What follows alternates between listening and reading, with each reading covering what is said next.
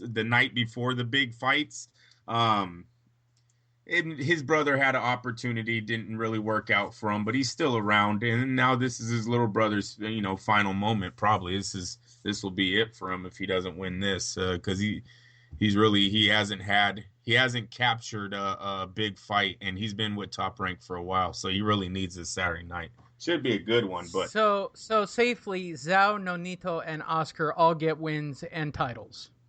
Yeah, it should be that way. Yeah, I don't see an upset in the bottom of the card. It's really the main event I'm interested in. Okay, and in the main event, Jessie Vargas takes on Manny Pacquiao, 12-round welterweight WBO title. The champ versus the legend. Andrew, bet the fight.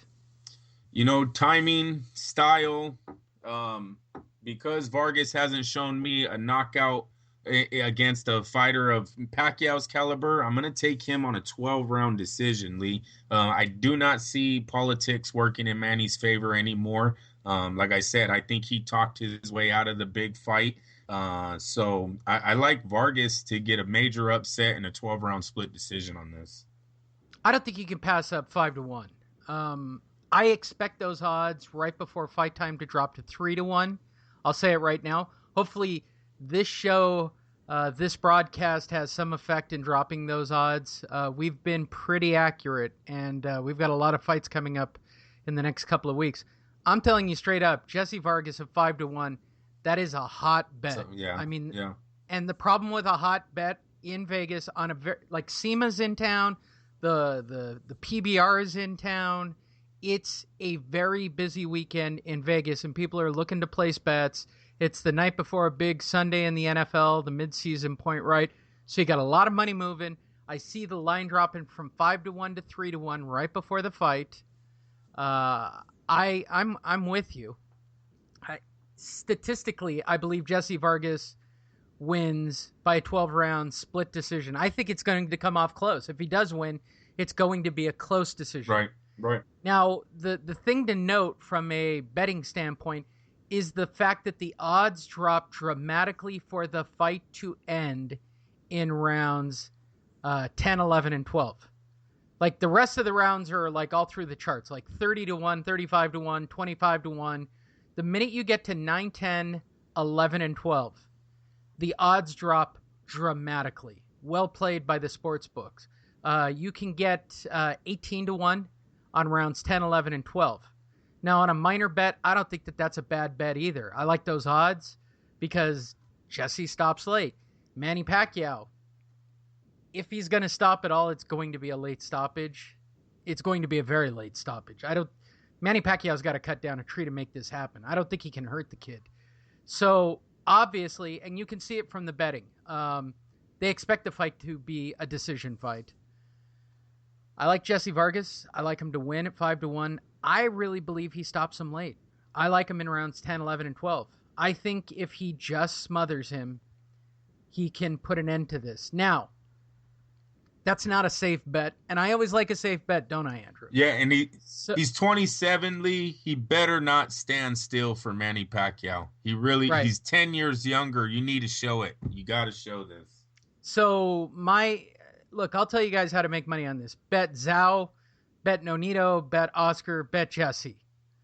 Put $100 on that parlay card. It's going to make you a shit ton of money if those 4 fighters hit. You'll get better than 5-1 off the parlay on the other ones, which will give you better than even money. You would probably get, if you can get one of the casinos to do it, you would probably get 10 or 15-1 on those 4 fights if you pick those 4 fights. On $100, how do you pass that up? I mean, how do you pass that up? I mean, even at 5-1, I'm telling you safely, if you can get 5-1, Jessie Vargas is worth a C-note investment to pay you 5 bills. Yeah, of course. I mean, that's a no-brainer. That I'm not talking about betting the farm, because there's a lot of money on Manny. There's a lot of money on Manny. I mean, a lot of money on Manny. Yeah, no. Anytime you see the president of the sports book at the press conference, let me help you out. There's a lot of money on this fight. There's a lot of. They're seeing the Timothy Bradley fight. That's what a lot of people are remembering when they're remembering Jessie Vargas. But styles make fights, and it's also about timing. And I think Jesse's hitting Manny at the right time.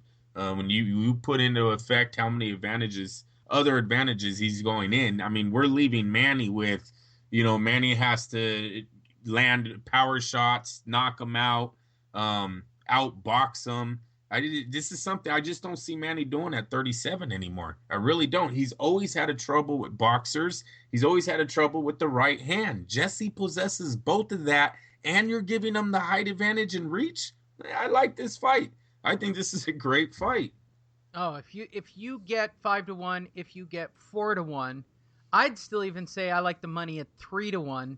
Anything below 3-1 means Manny's odds have gone up, and they bet the sides. Switch the money. Anything below 3-1, you'd switch the money. I would tell you to switch the money.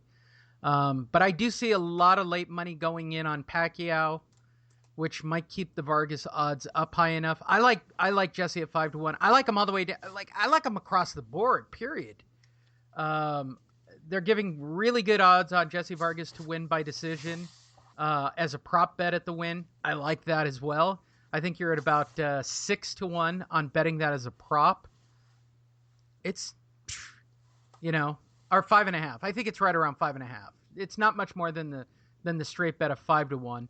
And Jessie by knockout or by stoppage will go fulls. I mean, all those horse pucky bets.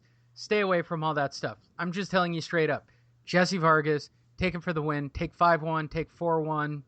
I think to anything other, at even money, I might question it a little bit. Yeah. Because there's something that's not being said. There's a late injury. If you see the odds drop that much, I mean, that's just smart betting. But 5, 4, even 3-1 is probably at fight time. I'm not going to be surprised if Jessie's 3.5 or 4-1. That's probably what I expect him to be. And certainly once it starts to get around. But I'm telling you basically what I've seen on the news, on Twitter, on everything that's out there. It is pro Manny all the time. Like, it is so... Like, Jessie Vargas is not getting enough run for this fight, in my opinion. Through most of the internet sources, through the media sources. I thought it was a class move on Jessie's part to do his time up on the at the press conference. He did first half in English, and then he did a whole section in Spanish. I don't even know if the Hispanic community is even behind Jessie Vargas, if they're not latently still like Manny Pacquiao fans in some strange way. No, I don't know if they're backing Vargas on this one because he's really unknown. So a lot of people are seeing this fight as a step over fight for Manny Pacquiao. And that's the general public. That's not diehards. Obviously, who we're talking to knows a little bit more about the sport. But yes, the guys that are going to bring the numbers that makes these people rich, I don't think they know Vargas yet. This is something Vargas needs to change on Saturday night. One great fight. And I'm telling you right now, he'll be on all the channels. He'll be on all the interviews. You're going to see him start making the rounds. It's that simple. Can't fight Manny's fight. Can't show him any respect. Really can't. You're in this to win it. You got to prove it in there Saturday night, and he'll have everyone behind him in his next one, which will be a rematch to Manny Pacquiao. There you go. That'll do it. I will be back with you. I'll check in with Andrew. Maybe something on Saturday morning or even Friday night. We'll try to squeeze in one more update, or maybe I'll even record while I'm at the Treasure Island on Friday night. Yeah, weigh-ins, Lee. Let's watch the weigh-ins. See if what both fighters look like. You're gonna see them without their shoes on. Let's see if Manny takes off his shoes. He might weigh in with shoes on because the height is gonna even look worse. I think if Manny and him go both up there flat-footed. They always lie on their height. I mean, they were both in loafers. The picture that's floating around from the press conference, they were both in basic loafers. And Jesse's just a bigger-looking guy.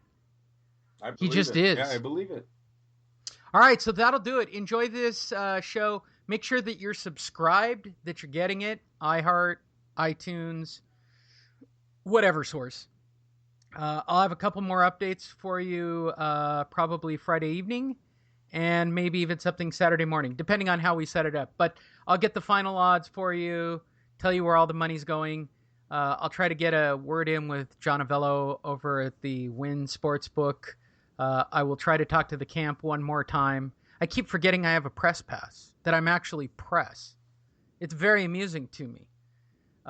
So I keep forgetting that I'm the press, Andrew. Yeah, you got it. That'll do it. We will be back. It is your big weekend. It is Pacquiao. It is Vargas. It is the champion, Jessie Vargas. We both predict a win by Jessie Vargas on Saturday night.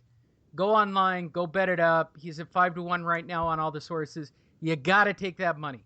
That's the safe bet on Thursday and Friday. Thursday and Friday when you're betting it. Saturday, you're going to see the odds line move. So just be aware of it, and we'll bring you one update before that happens. Thanks, everybody, for listening. Oh, hey, on the way out, you guys are listening. I'm playing in the background. Andrew can't hear it, nor can I, really. It's being dubbed in after the fact. Hey, Korn's got a new album, Andrew. I know you're a huge Korn fan. We've had this discussion before. Yes, very nice. Yeah, right. Okay. Little nod to my friend who's in the band. They've got a new album out. They're a bunch of 40-something guys. Hey, they still make rock music, and it's pretty good. It's pretty tight. Go get it on iTunes. Oh, and I promised that I would do this as well. Next, in 2 weeks, right before the Kovalev-Ward fight, Friday Night at the D is back. The night before Kovalev-Ward. I was asked specifically to tag our shows and help them out as we have in the past, Andrew. Very cool. So I will tell you, Fight Night at the D is coming up, and I believe that's the Friday the 17th, right? I don't have a calendar. I'm really bad at this. 18th. Should be the 18th.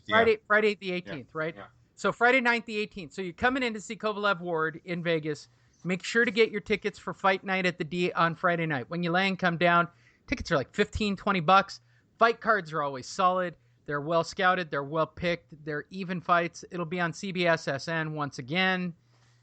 It's a great night in the parking lot. The weather's fantastic in Vegas right now. The evenings are about 50, 60 degrees, so nobody's going to be sweating their balls off like they have been for the last couple of fight nights. I'm telling you, there was a fight night like 4 weeks ago. I thought I was going to black out. It was so hot. It was unbelievable. It was so hot at like 9 or 10 o'clock. So there you go. All you got to do is type in Fight Night at the D Hotel, Knockout Night at the D, any of those combinations. Get your tickets. They're available through Ticketmaster. They're available through the D Hotel at the DLVEC, the Downtown Las Vegas Event Center. Ooh, good on my part. Go and see it. Wait, in fact, I've got the actual press release right here. They just sent it to me.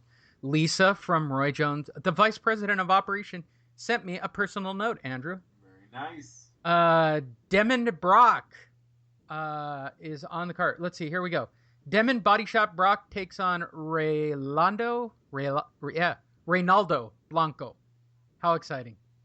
Damon Body Shop Brock from prison into boxing ring. 10-round main event for the NABA USA light taking a shot at they really put from prison to boxing ring? You want me to read this press release? It's ridiculous. Oh my god. The remarkable journey of Demond Body Shot Brock from prison into the boxing ring has led him to a 10-round main event showdown Friday night, November 18th, with North American Boxing Association United States lightweight champion Reynaldo Blanco in the latest installment of Knockout Night at the D, airing at 9 p.m. Pacific on CBS Sports Network. Yeah. That's where they possibly have the worst interview guy literally in the history of boxing. Sean Wheelock, what is his name? Sean Wheelock. He is like, I cringe listening to him when I'm there ringside. Like, it's that uncomfortable. Roving reporter Sean Wheelock is the worst thing that ever happened to boxing outside of Max Kellerman. All right, I had to say something controversial, right? All right. They should have hired me, Andrew. I know that was coming. Here's the thing. You do one stupid little gimmick thing where a heavyweight punches you and nobody has respect for you at all. None whatsoever. Sure, Roy's nice. Sure, Roy gives us autographs, give you guys shit to give away. That's nice. That's great. What about Lee? What about Lee, the roving reporter? city.